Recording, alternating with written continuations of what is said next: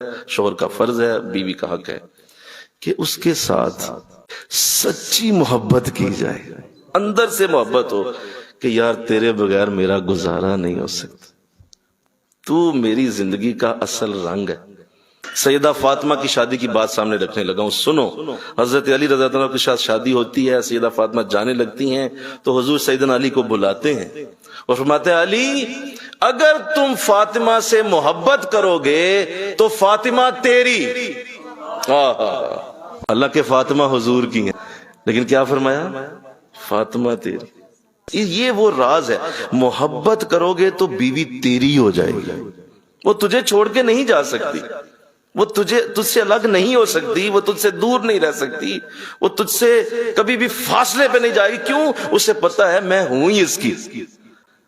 جب آپ نے اسے یہ تصور ہی نہیں دیا کہ آپ کس کی ہیں تو پھر وہ کئی لوگوں کی ہے، وہ اپنی ماں کی بھی ہے، اپنی بہن کی بھی ہے، اپنی چچی کی بھی ہے، اپنی تائی کی بھی ہے، اپنی سہیلیوں کی بھی، تیری کوئی نہیں ہے وہ۔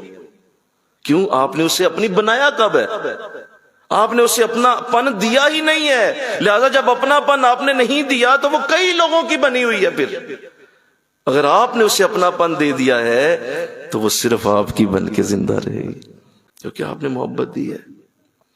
جو ڈپریشن ہو جاتا ہے نا لوگوں کو، وہ صرف اس لیے ہوتا ہے کہ کوئی پیار نہیں کرتا، کوئی محبت نہیں دیتا، سارے تانے مارتے ہیں، سارے جو ہے وہ لتاڑتے ہیں، سارے ذلیل کرتے ہیں، سارے مقابلے بازی کرتے ہیں، سارے حسد کرتے ہیں۔ محبت کون دیتا ہے؟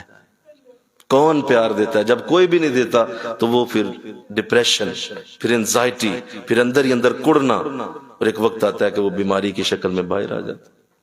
ایک اللہ والے کسی اپنے مرید کی طرف کھانا کھانے چلے گئے، کھانا کھایا تو بڑا مزیدار تھا، کہا بیٹا کس نے بنایا؟ کہا حضور آپ کی بیٹی نے، میری بیوی نے۔